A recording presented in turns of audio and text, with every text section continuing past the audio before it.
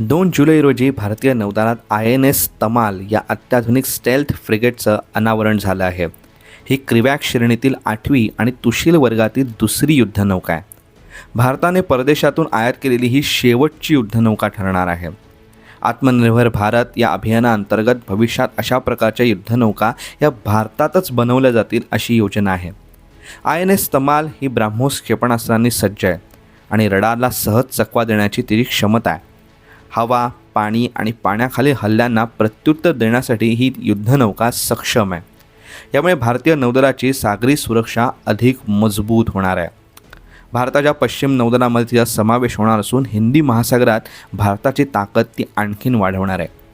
भारतीय पौराणिक कथेनुसार इंद्राने युद्धासाठी वापरलेल्या तलवारीचं नाव तमाल होतं. आता ही तमाल भारताची ताकद वाढवणार आणि क्षमता वाढवून भारताचं नाव उंचावणार हे नक्की.